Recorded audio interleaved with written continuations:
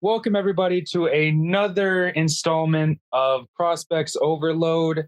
You got your boy here, obviously the host, Drake Man. You can follow me on Twitter at DrakeMan4. And this is the podcast. If you've not been joining us ever, this is your first one. Welcome. We have some hot takes. We have some stats. We have some fun. We have some roast sessions. It's just going to be a really fun time. And I'm joined always by my co-host, Austin Farmer. Austin, say hi. What's up, everybody? I hope everyone is doing well, and I am excited to be back. Yes, I bet you are, Austin. You've already titled this episode Another Reason to Hate Drake. So, yeah. But we are welcoming back Michael. Michael, go ahead and say hi. One of our newest contributors and one of the best Red Sox fans ever. Oh, thank you for that kind introduction. Hello again, everybody. So glad to be back here. Ready to dive into some more prospect talk. And I have to say, this one's going to be good. I'm looking at our little outline here. I'm excited for this one. I think there's going to be some real tough questions, hopefully some good back and forth. So I'm excited. I'm going to hold you right there and say that Drake is already starting off far nicer with you than he has ever with me. So good job, Michael. Well, I mean, dude, you have to realize he's a Red Sox fan. He's going through a lot right now. Okay, that is true.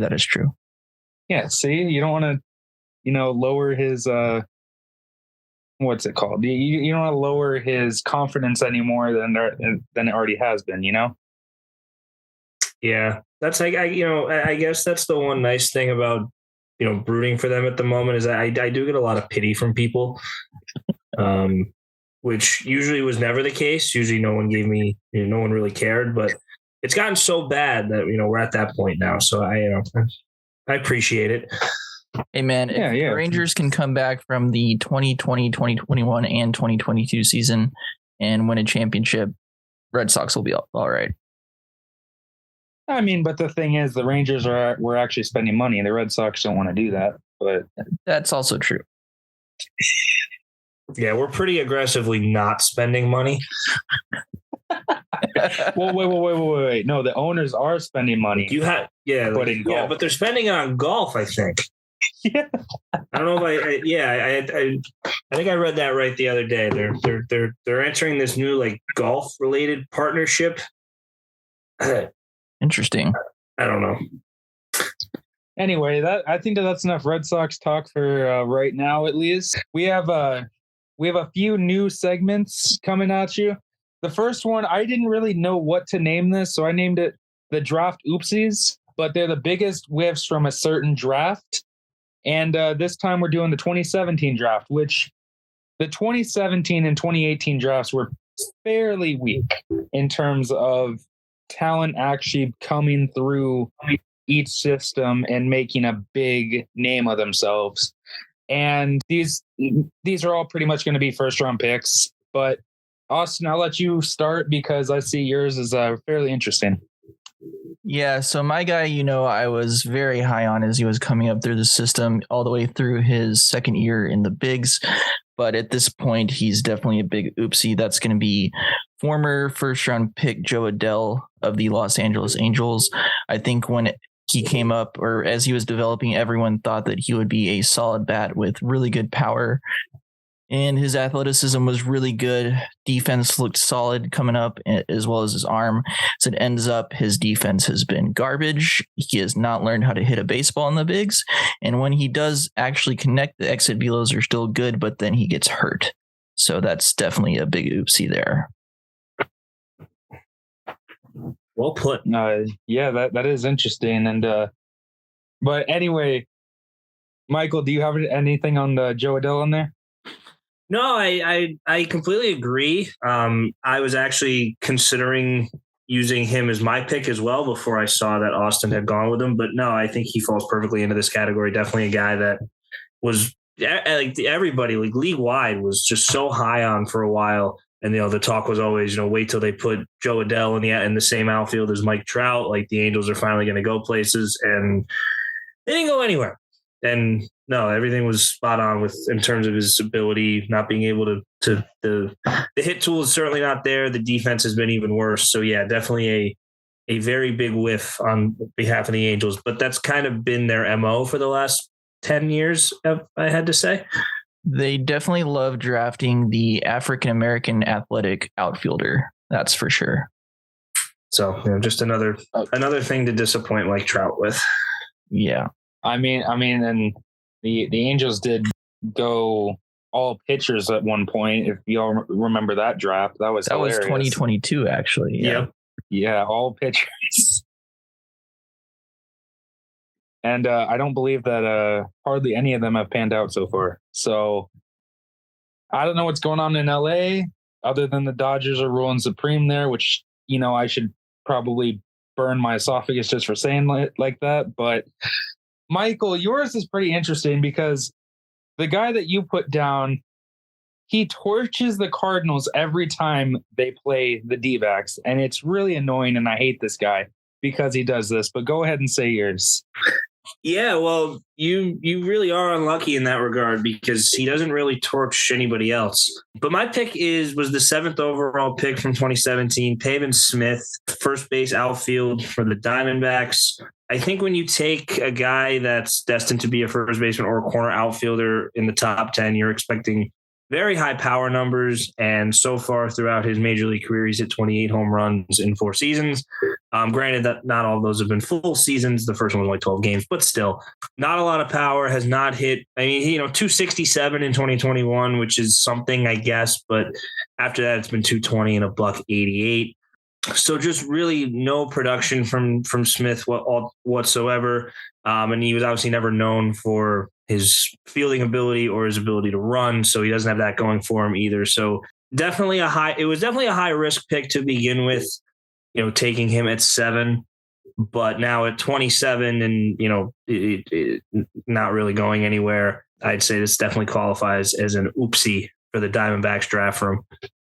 Yeah. I just remember watching, I think it was last year or 2 years ago, and Pavin Smith just absolutely obliterated the Cardinals every time he played. And I even saw people on Twitter saying stuff like, oh, if Pavin Smith played the Cardinals, he'd be an all-star every year. Like stuff like that. So yeah, that was watching him play against the Cardinals. The Cardinals might as well just sign him at this point or trade for him just to get him away from facing him. But anyway, mine, I think, is the biggest oopsie of all three because I have a personal. I just have this. I don't really know what the name of this would be because I don't hate the guy, but he made me look terrible in front of one of my better friends. I will say that. I'm gonna go with Jaron Kendall, first round, 23rd overall, standout at Vanderbilt. Dodgers pick him. Really hyped up guy. I loved him originally when I first saw him. And there was a point where when I first started going to Arizona Complex League games, he was out here on an injury, like an development from injury and rehab. He was out here during rehab. And I was like telling my buddy, oh, this guy's going to be a stud. He's going to hit everything. He's going to be really, really good. Just watch. He went like 0 for 4 with 3 strikeouts in the game.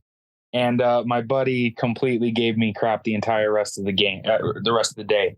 So, Jaron Kendall, I'm sorry. You are the biggest draft oopsie of the 2017 draft, and it's not even close. Yeah, no, I was just going to back up Drake's pick there. These numbers, just looking at the numbers alone, are just brutal. There's really no other way to put it. Back-to-back years. For starters, he's 27 years old, and he hasn't played above Double-A. So I think that's, sign number one. But then, striking out at almost a 40% clip in back-to-back seasons at Double-A is less than ideal. So I think this qualifies perfectly for this category because it really doesn't get much worse than that. No offense, Jaron Kendall, if you happen to listen to this, but we just got to be better. Yeah, over a 40% clip is pretty bad when you can't even get past Double-A. So yeah, those are definitely some whiffs. But overall, I was surprised, going back, looking at that draft altogether. And Drake, I know you said it to begin, but yeah, kind of a a staunch reminder of how weak that year was for prospects. Not too much going on in 2017. Yeah, in 2017, I wanted to be an oceanographer. So, yeah, life changes. So maybe this draft is the reason why I changed. I don't know. Say what now about oceanography? I wanted to be a marine biologist when I was in 2017, when I was still in high school. Maybe you should have stuck down that path. There's nothing wrong with marine biology. Austin, I don't want to hear it. All right? It would have been a fine career path. But Austin, I do want to go back to you because you were in my boat as well. You loved Jaron Kendall out of the draft. I did. I remember seeing him some in college, and I thought the power was really good. I thought the hit tool was projectable. Boy, was I wrong. That's all I'll say. It's okay. I bought two of his for our baseball card people. I bought two of his autos and sold them both for $1 a piece. So yeah, that was not a good time for me. But anyway, now that we're going over the biggest whiffs of the 2017 draft, how about some of the best of the best, is what I'm calling it, of the late round draft picks of the 2017 draft? And Michael, yours is more interesting than Austin, so I'll let you go first this time. But who is your best of the best late round draft pick from 2017? Yeah, so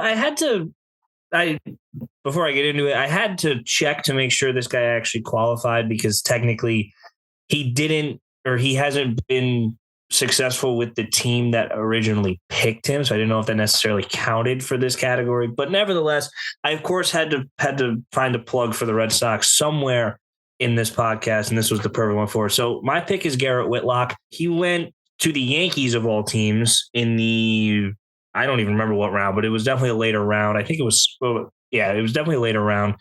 And obviously went through the Yankees system, but then of course was taken by the Red Sox in the Rule 5 draft. And he has been a very, very solid arm for the Red Sox. I'm a little annoyed that they tried to turn him into a starting pitcher. I think he was perfect as a relief pitcher in that sort of middle to long relief role.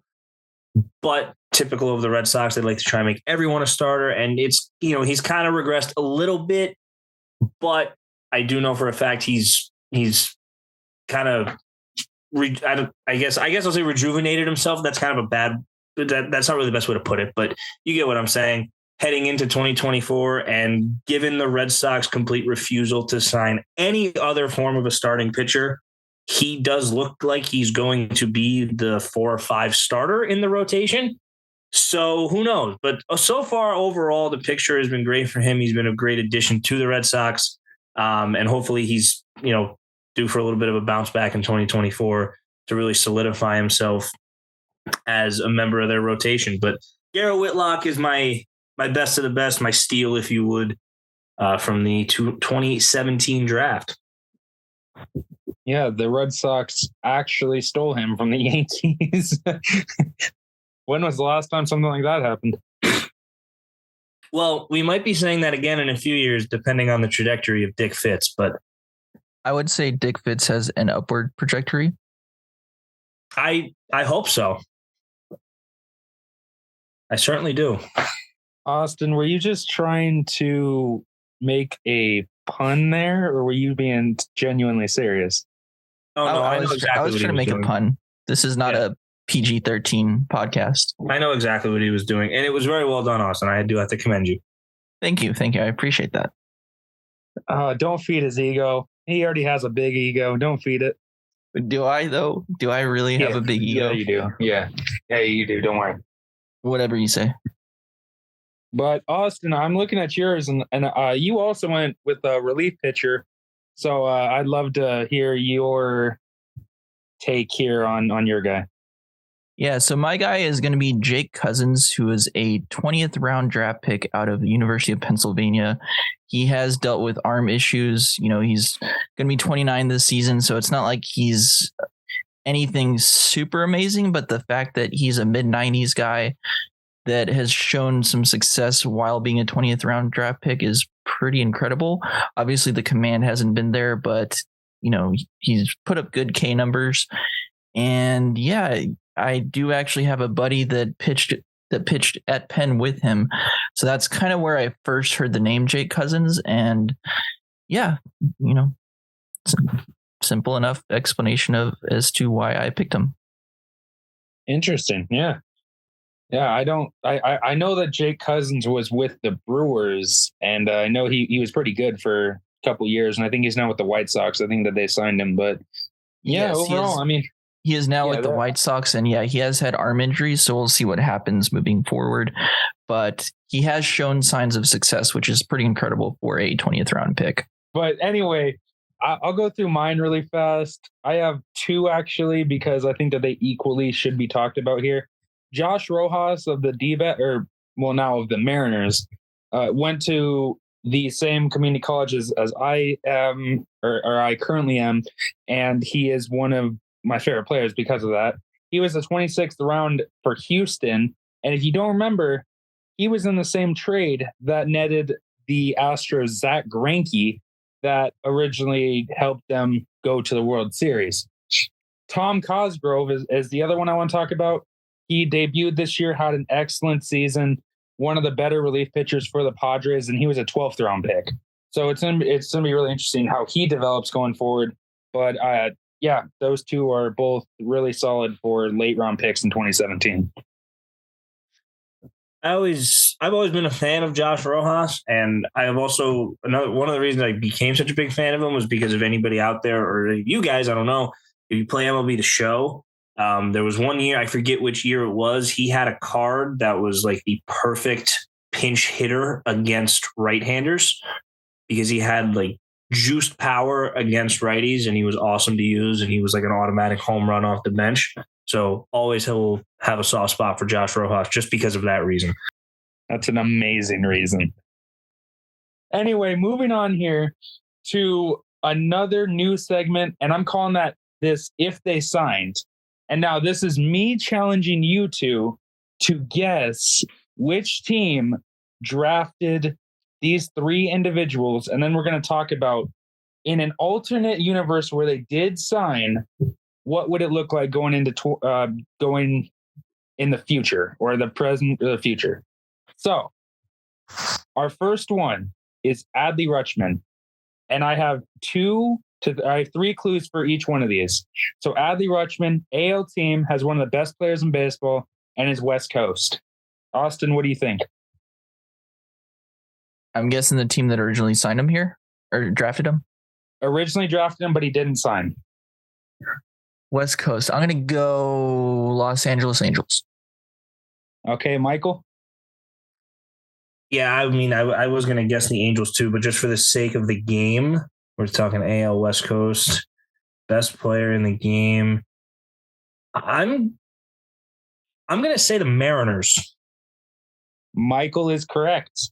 It is nice. The Seattle Mariners, 2016 40th round pick, and he did not sign.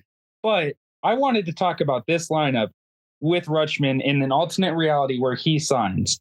So you have Rutschman at catching, France at first, Jorge Polanco at second, then you got J.P. Crawford at short, Luis Urias at third, and then you have an outfielder, Rodriguez, Canzone, Haniger, and then Cal Raleigh as your DH. That lineup does not have many holes in it. That's a pretty darn good lineup. Yeah, there's a lot of juice in that lineup. And I would have to hate Adley, which would suck because I am an Adley fan, but I'm also a Rangers fan. And if he had signed with them, then I would be pretty upset. Yeah, no, that's just crazy too. That just like seriously, they would have Julio Rodriguez and Adley Rutschman in the same lineup. That's just not fair.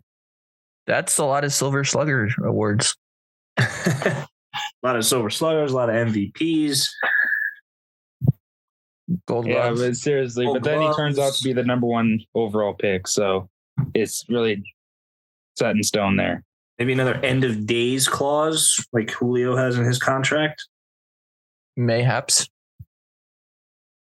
All right. So the second player on this list, which I actually had somebody else on here, but then he just recently got designated for assignment. So there's really no reason for me to keep him on there.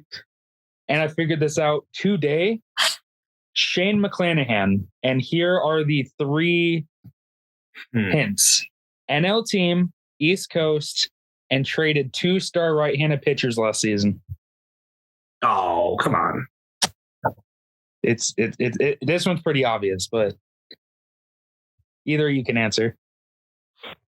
You said just the NL team, East Coast, and they traded 2 pitchers? Yeah. So it has to be the Mets, right? Yeah, it's the Mets. Okay. The Mets 26th round 2015 draft. And just reimagining this 2023 rotation. If everybody is, healthy, oh my God. Max Scherzer, Justin Verlander, Shane McClanahan, Jose Quintana, and then either Tyler I don't know how to say his name, Megill, and / David Peterson as your number 5. That would be a crazy talented rotation. Why do I feel like the Mets would still find a way to screw that up? They would trade McClanahan probably at some point. Something would happen there. I don't know what, but I don't know. They would trade him for a power hitting prospect that would be overrated because that's what they do. But all that aside, yes, no, you're exactly right. That would be that 1, 2, 3 would be completely just insanity. Austin, that sounds like a personal vendetta there with the Max Scherzer trade. When you were, well, I mean, I'm very happy that the Rangers got Scherzer because he is a future Hall of Famer. But Acuna, gonna be a solid player, but has a lot of hype because of his brother. But yeah, that's another story for another segment. Interesting. Now, this last one's probably going to be the hardest because I only put 2 hints down. All right. But one of the hints is fairly obvious. So, NL team, arguably the best team in baseball, Jeremy Pena. Dodgers. Gotta be. Wrong. It is the Braves. 39th round, 2015 draft. Huh. Could you imagine Pena this lineup with Albies?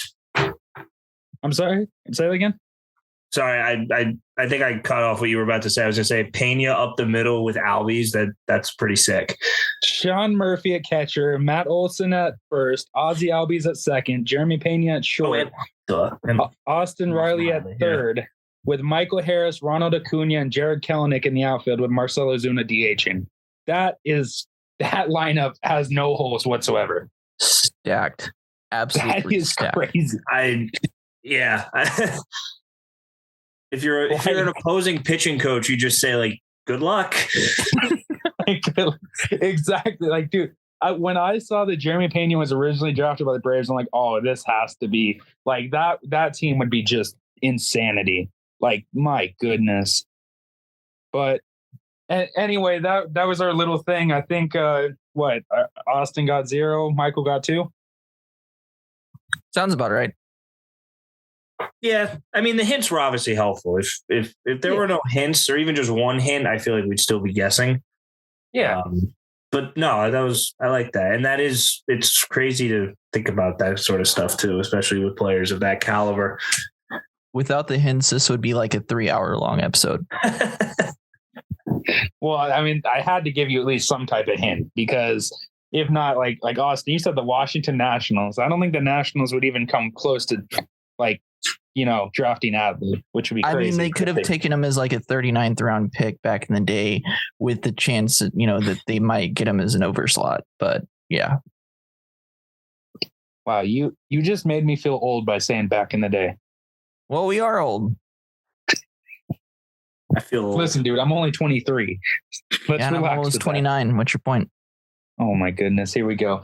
All right. So moving on, that was a fun little thing that we're probably going to keep doing because I think that's just interesting to keep on talking about if players actually did sign with their original teams that drafted them and not just, didn't sign, went to college and then turned into the studs that they are now. But this one I'm calling pipeline comparison. And this is where I will take 2 separate parts of a lineup or a pitching staff, bullpen, whatever, for the future. So this one, we have the Twins' future outfield of Walker Jenkins, Emmanuel Rodriguez, Gabriel Gonzalez, and Matt Wallner, or the Cubs outfield of PCA, Kevin Alcantara, Owen Cassey, and Seiya Suzuki. Which one would you guys rather have going forward? Austin, I'll let you go first on this one.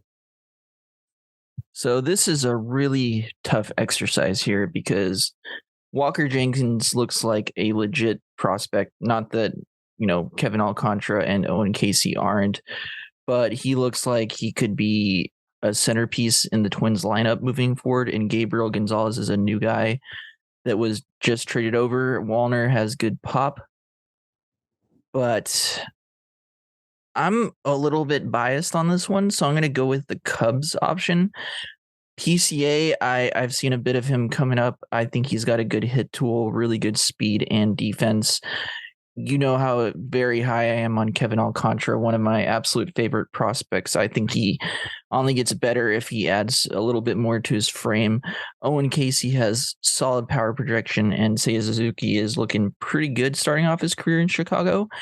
So I'm going to go with the Cubs route, but this was really tough because I really like Jenkins, Gonzalez, and Wallner as well. And I wasn't as familiar with Gonzalez until you started talking about him more. And yeah, I just got to roll with the Cubs. Biased? Come on now. What? I'm a big Kevin Alcantara believer. Yeah. You let your bias pick. Michael won't do that, right, Michael? I mean, I don't really care about the Twins or the Cubs, so there's no bias on my end, I don't think. Well, is there? I don't know. There might be. Who knows? Anyway, let's get into this. I completely agree with Austin. This was a very difficult decision. I went back and forth a lot. And if we did this tomorrow or recorded this in 2 days, I might have a different answer. I'm going to go with the Twins. I think Walker Jenkins, I completely agree with Austin, he's on track to be a cornerstone of the Twins lineup. I'm very high on Gabriel Gonzalez. I honestly think him just recently being traded into the Twins system is kind of what put this over the goal line for me, but I'm really high on him as well. Just did a write-up on him. Very impressed with his hit tool. I think there's even more pop as he continues to mature a little bit, add a little bit more muscle. Same thing with Wallner and Rodriguez. I think it's just a more complete group. Not that I don't. I again, like Austin said, I think Alcantara has a very bright future. I really like Cassie too. I really like Owen Cassey, and Suzuki has been okay to start, but I don't think I'm as high on PCA as other people are. Obviously, the defense is there, the speed is there, but I think there's a lot to be left desired in the hit category for him. So I think the Twins just have a more complete, at least with those four guys listed, just have a more complete outfield group going forward. So give me the Twins by the slightest of margins. See, Austin, that's how it's done. All right. Whatever you say. Anyway, yeah, I don't know why I do this to myself where I make it very hard on purpose, but I will say that I got to go to the Twins outfield as well. Emmanuel Rodriguez, I've been watching him for quite a while now, and he's exceeded my expectations, and he's really risen as a top prospect for the Twins. Walker Jenkins, obviously, we've already talked about him quite a bit. Gabriel Gonzalez, getting him in the Jorge Polanco trade is such a steal.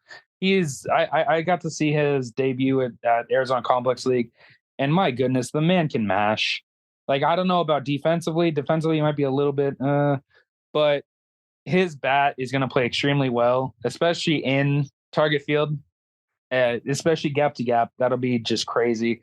Matt Wallner, I know, Austin, you're a big Matt Wallner guy. And then just on the Cubs outfield, PCA, pretty solid. Kevin Alcantara. I don't know why I keep on wanting to say Alcantara. Alcantara. Another guy that Austin doesn't shut up about. And then Owen Cassey and Seiya Suzuki. Both there. I do think Owen Cassey's a little overrated, but I think that the power will play well too. But I also do want to mention one thing. You realize that the Cubs outfield is all based from trades, technically, except for Seiya Suzuki. And the Twins outfield is pretty much one trade, and the rest were either signed or drafted. Yep, because PCA came over from the Mets. Alcantara was part of the Rizzo trade. Who did remind me who Casey came over for? Or Yu Darvish. Oh yeah, that's right. Yeah, that's right. He was a Padre starting off. I do remember that because his first Bowman card is actually in a Padres uniform. So. Yeah, but he's Trey was for Yu Darvish and which other member of the Cubs? Oh my God, he just signed. I know his name. It's Victor. Oh my God, it starts with a C. Carantini. Victor Caratini. Very good. Yes, that's what I thought. Yes, and money. Remember, cash. Yes, and money. Yes, cash considerations. Don't ever mess with cash considerations. But yeah, no, that's pretty tough. But yeah, that should be that was actually kind of fun. I think those were all new segments, and I think that they were all some of the better ones we've ever had too. So now we get to the retro stuff that we talk about every single time. And the one segment that always gets Austin more mad and hating me even more every time I do it. Start, bench, cut. And we have 3 catchers this time with Samuel Basallo, Jefferson Carroll, and Harry Ford. Austin, I hate you, so you're going first. Yeah, I hate you so much for this. You have no idea how tough this was for me. Obviously, I'm highest on Carroll of all 3. I have both his hit and power at 55s, his defense and arm at 70s. I know I'm higher on him than a lot are, but I've seen him make so many run-saving blocks and picks, and just the athleticism behind the plate is really solid. Just an outstanding picker, outstanding blocker. I think the hit and power are going to come along very nicely. I think that he hits the ball hard. I think it's only a matter of time before more lift is implemented. I think his ceiling is 55 hit, 55 power, and I think his floor is like 45 hit, 50 power. So I think he's going to produce either way. So I'm going to start with him. Very big Jefferson Carroll believer. You also misspelled his name in our outline, by the way. It's just one F. But the bench and cut portion was very, very difficult because Basallo has plus power potential. Pretty decent catcher overall. I have seen him play first some and he looked awful there. So I think he's definitely a catcher long-term. Really good arm strength. I think the hit needs a little bit of work, but I think he's going to produce as well. And then Harry Ford, obviously, we saw what he could do in the World Baseball Classic. Really good eye, on-base potential, power potential as well. Really good athleticism. We might even see him shift. So this was incredibly difficult, and you're making my brain stress just thinking about it. But I got to bench Ford and cut Basallo just because of Ford's athleticism. And if you ask me this tomorrow, I very well could change my answer. But I'm going to go start Carroll, bench Ford, and then cut Basallo. Wow. Interesting. Because I know that you were one of the big hype men of Basallo the last couple months. So that's why I've seen a lot of Delmarva streams, and his power potential is pretty phenomenal. Good blocker, like I said. I think, yeah, like I said, ask me this tomorrow and my answer could change. Wow. I actually just broke Austin. I cannot believe I've done that. That's like the first time. And I hate you for it. Michael, go ahead. Go ahead with your answer, dude. I will say to start as well that this was another very, very difficult decision. But I'm actually going to go backwards. So I agree with Austin. I'm also going to cut Basallo. This was really, really, like I said, really tough choice. But I think in the end, it was between him and Cuero. But I do like Cuero's defense a little bit more, and especially at the catching position. I think that excuse me. I think that is a big plus. So that's where Carroll kind of got the edge for me in terms of Basallo. So I'm going to bench Cuero and I'm going to start Harry Ford I'm a big fan of Harry Ford. I Austin mentioned the athleticism. I love the bat speed. I love the discipline. I love just the quick, twitchy swing that he has that can also generate a ton of pop. And it's not every day you see a true power speed combo in a catcher, but I mean, it could also end up, transitioning somewhere else. But I think, yeah, I think really just in terms of the offensive profile, the whole package is there for Harry Ford. So I'm starting him, I'm benching Claro, and I am cutting Basayo. I'm just going to say this right now. When Caro pops off and hits 25 home runs a season and hits for a decent average, I was the first one to call it. And if that does happen, I will congratulate you and shake your hand. Thank you. I appreciate that. Yeah. Looking forward to it. No, yeah. Honestly, like Ford is really good as well. I personally see more of a ceiling with Caro, but you can't really go wrong with either as well. So, yeah, thanks for making this tough, Drake. You're welcome. And the thing is, I'm gonna sit here and I'm gonna side with Michael. Exactly. One for the Of course listeners. You guys are probably saying, "Oh, it's because you hate Austin." No, it's because Harry Ford. If you guys remember the World Baseball Classic, he was one of the youngest players in history to hit a home run in the World Baseball Classic. He was facing Major League pitching, and he thrived. I think he hit like above 300. He had 2 home runs in the tournament for Great Britain. He was one of their better players overall. And overall, I think that he's really risen as a member of the Mariners.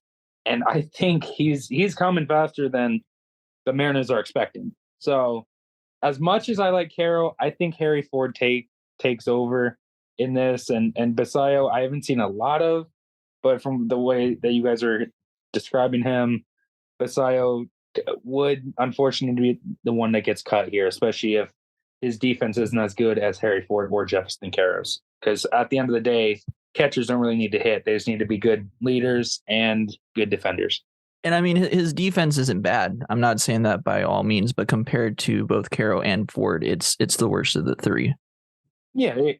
That's like what I'm saying there. Because again, Austin Hedges was labeled one of the best catchers in baseball just because of his defense alone. I am such a big Austin Hedges fan, so yeah. You're welcome for mentioning him, then. Thank you. Let me ask y'all this real quick. Harry Ford or Cal Raleigh, who y'all got behind the plate? Harry Ford. Harry Ford. Slide. Yeah, right. No, Cal Raleigh's better in the power department, but Harry Ford, his defense is far superior. And I can agree with that. Okay, so moving on to everyone's favorite segment, we have stat of the day, and I say the same thing every time, so I'm going to keep on saying it. I'm on Fangraphs a lot, and I love looking over stats. One of these days, I'm going to use Baseball Savant for this, but as of right now, I'm just going to stick with Fangraphs. Everything that you hear, I'm going to say is from Fangraphs because that's one of my favorite websites. But we're going to do weighted runs above average, which basically takes a player and it takes the average player and measures how many runs are valued above that player. So 40 is like top tier, 20 to 30 is solid, 10 is above average, like Grant McCrae had 10.2. 1 to 5 is slightly above average with Davis Wenzel and Ben Malgery at 1.2 and 5.2. 0 is average, and that is Pablo Guerrero and Kai Murphy at 0. And then less than 0 is below average. So that's Tristan Lutz at negative 0.2. So Rip do you guys to have any Tristan questions? Lutz. What? Rip to Tristan Lutz. Yikes. That is not. Yikes. But anyway, number 1 on our list is Austin Shenton of the Tampa Bay Rays at 45.4. Number 2, Jackson Holliday of the Baltimore Orioles, who everybody knows who that is now, 43.6. Number 3, Kobe Mayo, 43.5. He's also with Baltimore. 4, Blake Dunn, 42.0, and out of Cincinnati. 5 is Jacob. Oh my God, I'm so sorry. I'm gonna mess up this name and butcher it. Jacob Hurtubise, not Cincinnati as well, at 38.7. Number 6, Samuel Basayo of Baltimore, 38.1. 7, Graham Pauley, San Diego at 37.2. 8, Austin Gunter of the Dodgers at 37.2. 9, Troy Johnston of the Marlins at 36.3. And again, another name that I'm going to butcher, and I'm sorry, I'm terrible with names. A.B. Melik Ortiz of the Rangers at 35.2. And I will say one thing. If you do look on Fangraphs, you will see a couple of names that are in between there. They have already debuted. So like Junior Caminero was among this in this top 10, but I decided to take him out because he has already debuted. So guys, anybody you want to showcase there? Austin, you can go first if you have somebody. All right. Can we just take a moment to just talk about the Orioles here? Like, everyone knows about Holiday, of course, and Mayo looks like he can mash, so him being on this list makes sense too, and Basayo can mash as well. The fact that the Orioles only had to give up Joey Ortiz and DL Hall for Corbin Burns, it didn't even like scratch anything really. So for 3 Orioles guys to be on this list, just imagine the run production that the Orioles lineup is going to have in, let's say, 4 years. As long as they keep everybody together, sure. That is true. That is very true. I completely agree. Yeah, and I was also go a little bit off topic about the Corbin Burns deal. I was a little surprised that was all it took to get Corbin Burns, but yeah, no, it didn't really do much in terms of completely shattering the Orioles system. So just another AL East team that's getting better while my team continues to get worse. What else is new? Anyway, I will wait. Austin, did you have any more? I'm sorry, I didn't mean to cut you off if you did. No, I'll follow up with whatever you say next. I'm sorry, I was on mute laughing. Oh, all good. So the guy I'll highlight is Blake Dunn, coming in at 4th on the list out of the Red system with a WRAA of 42. I haven't seen too much of Dunn so far, but I have seen enough, and I really like the offensive profile. Kind of got like an old school stance. He's a little closed off, and he really he bends at the knees. It kind of, like I said, kind of has that old school feel to it, but he generates a lot of pop, and he doesn't have the biggest frame. I think the swing's a little bit long at times, but the one thing that's really impressed me is his ability to sit back on off-speed pitches and go the other way with them. So I've been really impressed with him so far, and I think he's definitely a guy that I'm going to have my eye on entering this season. So, and not a surprise at all to see him on this list, because it is sort of, it does catch your eye, because if you see him just kind of get into the box, you wouldn't think he'd have a ton of juice. But then you see him swing and you see the results, and it's very impressive. So Blake Dunn, definitely a guy that I have my eye on. All right, that's interesting. We talked about Blake Dunn a little bit in the last podcast, but Austin, who did you want to showcase here? Yeah, I think I'm going to steal your thunder here, Drake, but the guy that, you and I are most familiar with, aside from the obvious guys on this list, Graham Pauley, we're both very high on him. He puts up really good OBP numbers. I don't think he's necessarily going to mash, but he does get on base, and, he's good about getting himself into scoring position and everything. I think Pauley is a guy that has been sneaking up everyone's lists. So to see him on this list is pretty nice. And I think that minimally he'll be a regular everyday player who does produce. So I am sorry if I stole your thunder there. Yeah, you didn't, because I've already talked about Graham Pauley. I think our readers, our fans all know about how we feel about Graham Pauley. I'm going to talk about one thing here. We've already kind of talked about the Orioles. Can we talk about how every single time I do a top 10, like a stat of the day, I swear we have had a Tampa Bay Ray somewhere on the list. Like, it is crazy. And then this one, you have Austin Shenton, who literally, I wouldn't say he did break out in 2023.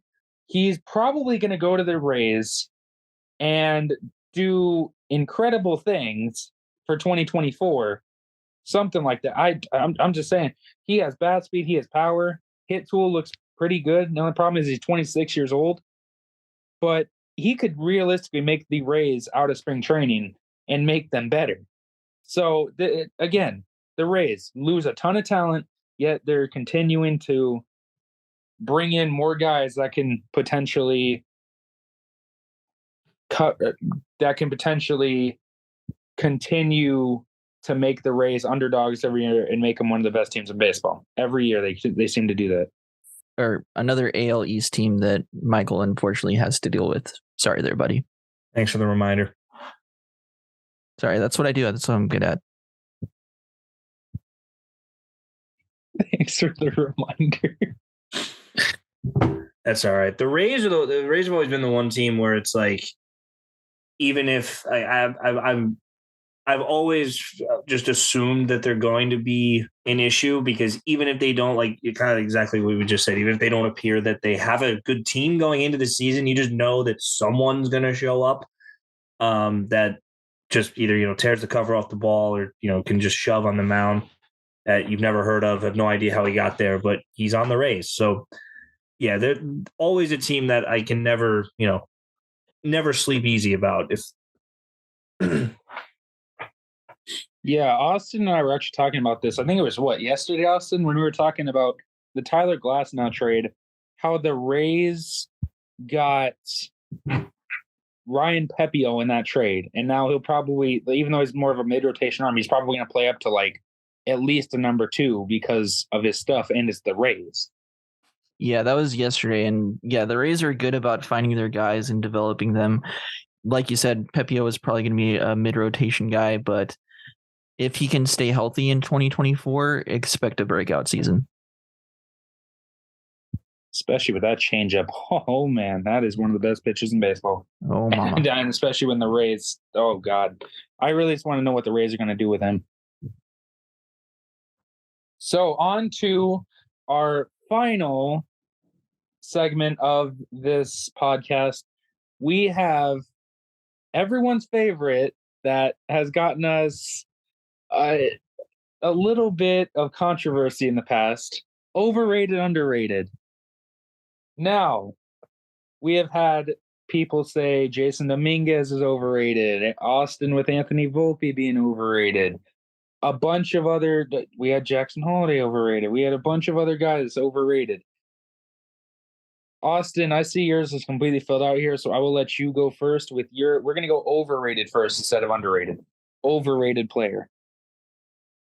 Yeah, so my overrated pick is a guy that I'm also a fan of, but I think his hit tool has regressed enough. I did originally have it at a 55, but he's struggled as he's, as he was coming up through the system. And then when he debuted, his hit didn't look that promising. So I'm going to go with Marco Luciano. I do think that the power potential is still real. I think that even if he's only a 45 hit, I think that he's got enough juice that he can pop 40 home runs. He's also shown that he can stick it short. I think he's more of a third baseman / outfielder long term. Obviously, it depends on who the Giants get moving forward. But the fact that he's a guy that just was not able to stay fully healthy during his development, and then his hit regress, and I remember we saw him at the AFL and he just looked exhausted. He looked burnt out. So I think he's a guy who might end up being like a streaky kind of bat where he'll be on fire for a little bit and then he'll just get tired and he'll just slump. So I think there's a good amount of inconsistency in his bat, but somehow he's still a top 50 prospect. So I think that because he still is considered a top 50 guy, that he's my overrated pick. Yeah, Austin, 100%. I remember at AFL, he just did not look right. But yeah, no, a lot of places are still ranking these guys so highly, which I get it with Marco Luciano. But at the same time, it's like You have if to it be gets to a concerned with point, his hit. yeah, it gets to a point where it just feels like they're gonna start. I wouldn't say regressing, but I'd say like they're starting to kind of, what's the term? Like, They're not living up to the original hype that they had. And like I said, I'm still a big something like fan. that. Yeah, it's just hard for me to rank them when they like they're at a point and then they go even higher than that point with the hype, and then they get to the majors or AAA, then they kind of just at a standstill right there.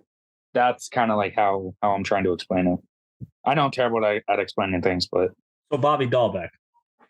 You literally just described Bobby Dahlbeck. there, Like, there, Michael goes with bringing the Red Sox into it. I'm sorry. I know I do it too much, but like that was the perfect description of his career.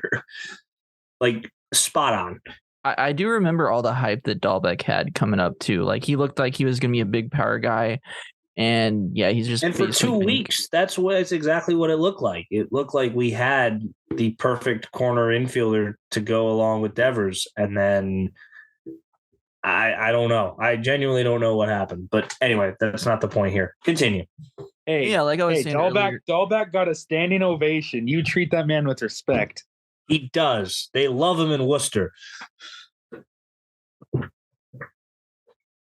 And like I was saying earlier, I'm sorry, that was hilarious, Michael. Let me get my composure here. But like I was saying earlier, I'm still a fan of Luciano. I think he'll be fine, but I just think there's been enough regression in his hit tool and the fact that he's dealt with injuries that I don't think he's going to be the regular all-star anymore. I think that, there are plenty of guys who can mash and, don't hit for a high average. They're still good players. But the ceiling that people had set for Luciano, including myself, was that he was going to be a regular all-star. So I think that he's still overrated for those expectations. Yeah, that's very interesting.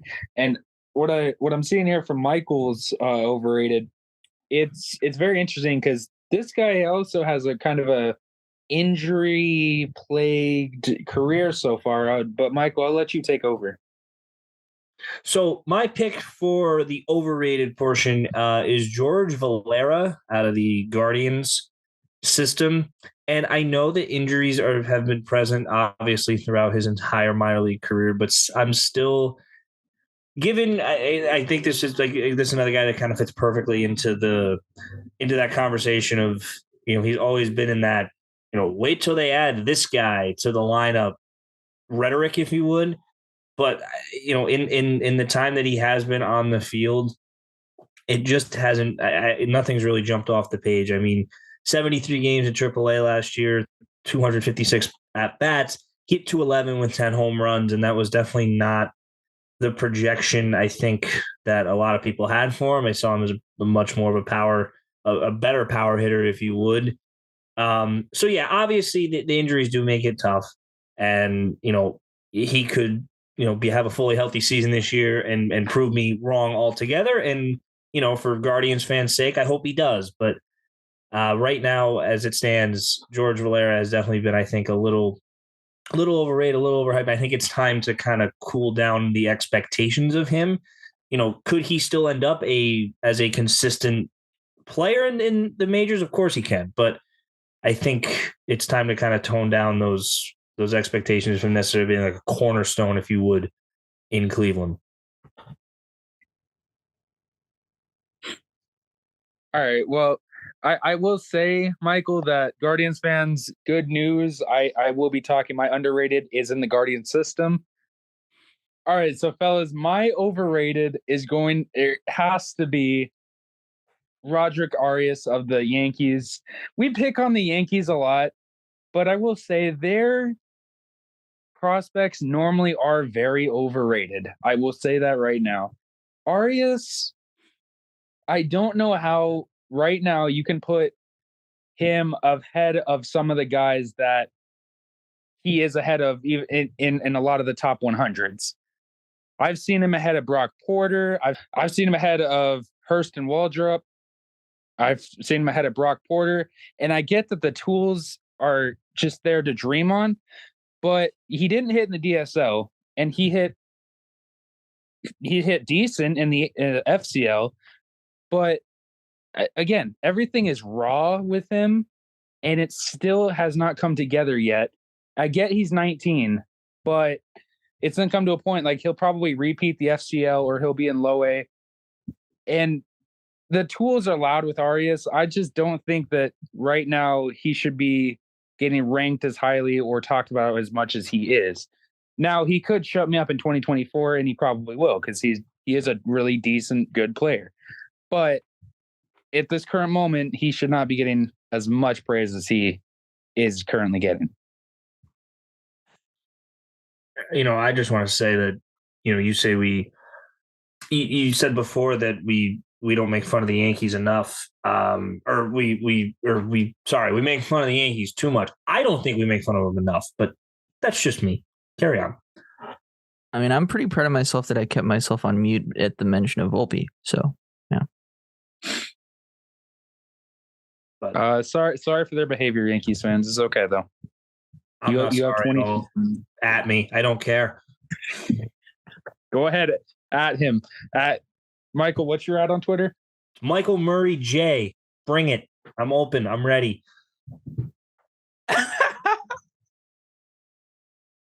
Any and all. Yeah, he's ready. Everybody, go at him. Just tell him. Wait, something hold on. interesting. But here's the small disclaimer: this only applies to Yankee fans. If you like the Orioles, the Blue Jays, or the Rays, you win. I concede. But Yankees fans, I'm more than welcome to have a conversation. Just at him. Tell him about your day. Tell him that you went to McDonald's or something. It doesn't matter. Just at him. Get him some popularity. But anyway, let's move to our underrated, and Michael, I'll let you do this one first.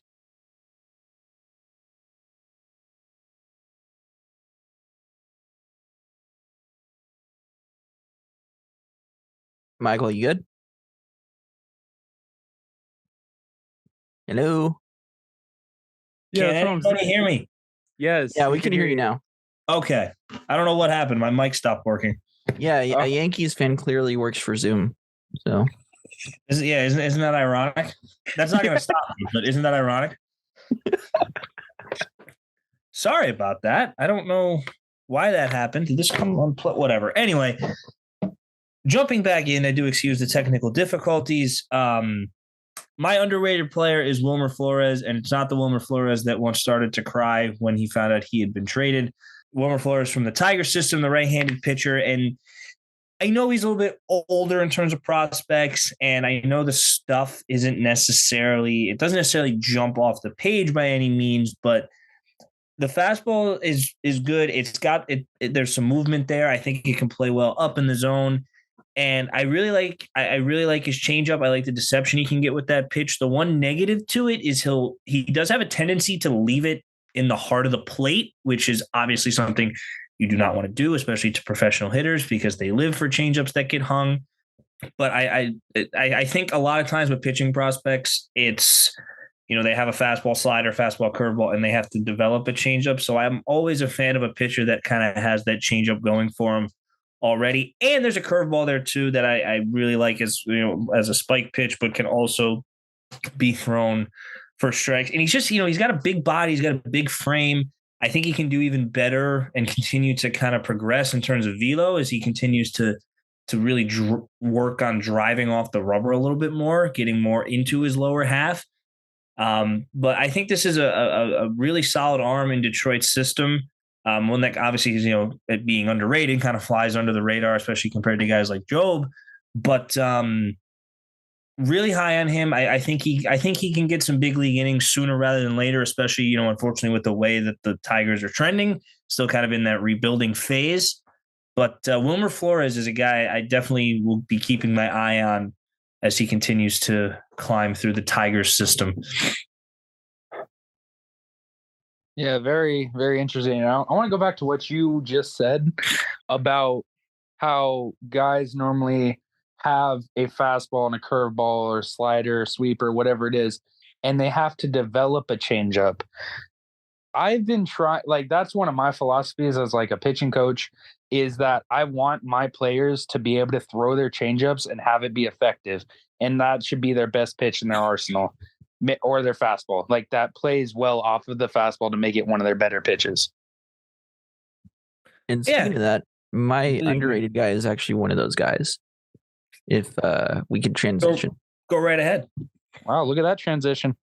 Yeah, so my underrated guy is going to be Brock Porter. I'm actually not sure if I've used him before as an underrated pick, but I'm going to be a homer on this one. I will say that I've seen a number of outings on Downey streams, and his changeup just has incredible fade.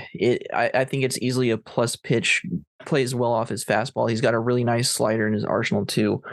94, 95, I've seen him before. I'm pretty sure he was up to even like 97 in high school.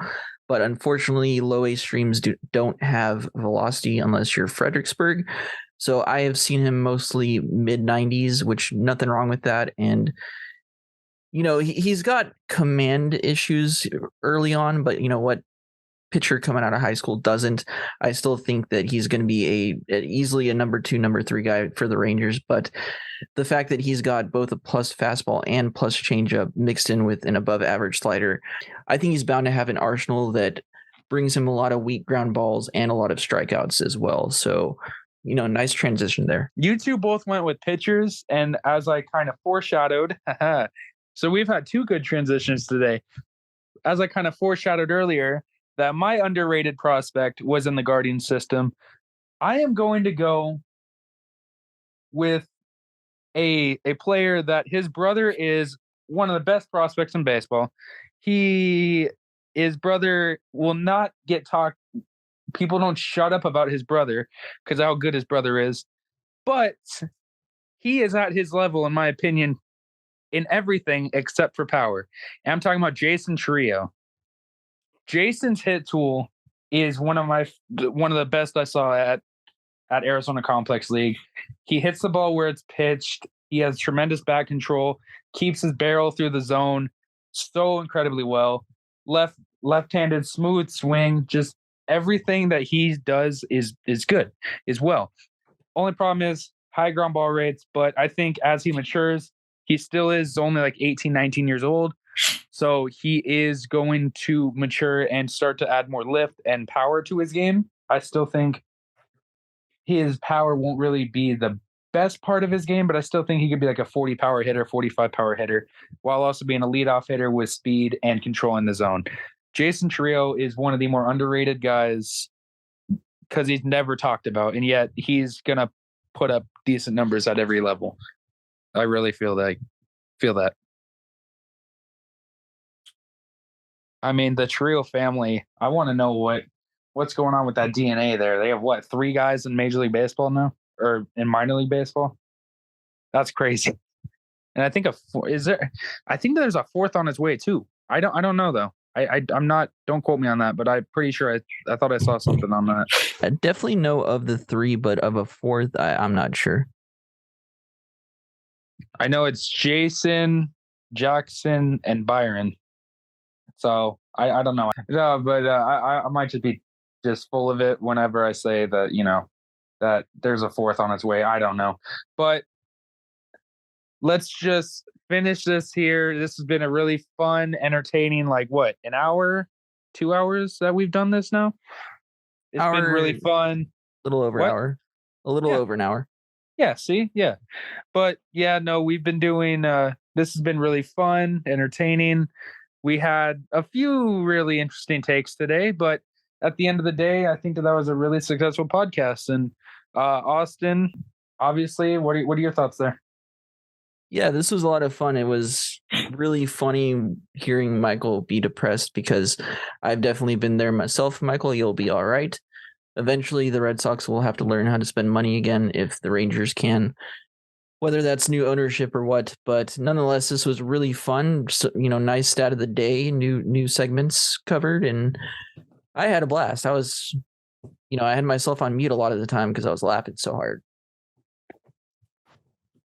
Yeah, that me too. Honestly, the main culprit of that laughter was Michael because of his little depressed state that's going on over there.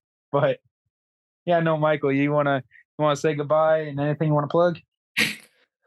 Yeah, I mean, I obviously second both you guys. Again, it was a blast to do this. I will always never pass up a chance to always never. I will never pass up a chance to talk baseball, especially prospects. And my depressive state aside, we're right in that. We're right in that part now where we're so close to having baseball back, and obviously, I think today's February 2nd, so pitchers and catchers are going to report in a couple of weeks. So we're right there, but again, it still feels like we're so far away. But regardless, I think the next time we do one of these, we'll have some real baseball going on, whether that's spring training games or what.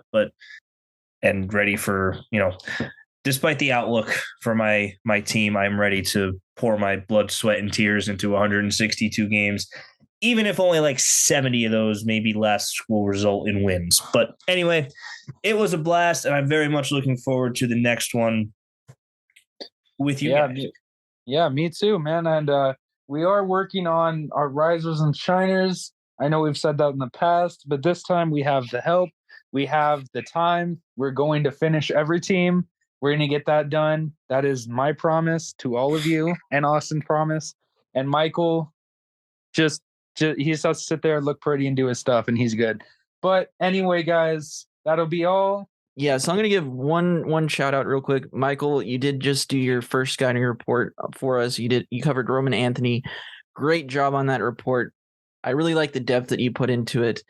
And for the listeners that haven't seen it yet, definitely go check out. Michael does a lot of work for us now, and he's an up and comer. So shout out to you, Michael, who's right here. Much, much appreciated. That was a very fun report to write. And yeah, for my Red Sox brethren in the audience, we can definitely be excited about Roman Anthony because he looks like the real deal.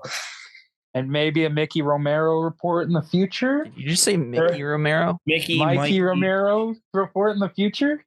I knew what he meant, and yes, absolutely. I'd love to. Look at us foreshadowing the future. That is how great we are here at Prospects Worldwide. And another guy, Yordani Monegro. We can't go another podcast without mentioning that guy. You got to do a Monegro report. Yes, his will probably take priority just because he's for sure. He's like the next. He's probably the next Pedro Martinez, but except he talks more crap. Yeah, although Pedro did a deep like that. But anyway, this has been the longest outro we've ever had. I mean, we're having a blast here, so yeah. But anyway, I think that does it for us at Prospects Worldwide. This has been Prospects Overload, and Austin is titling this episode "Another Reason to Hate Drake." And you know what, Austin, this is fun to do, making it really hard for you guys. And I'm just gonna say peace on that. So later, everybody. Peace, guys. See ya.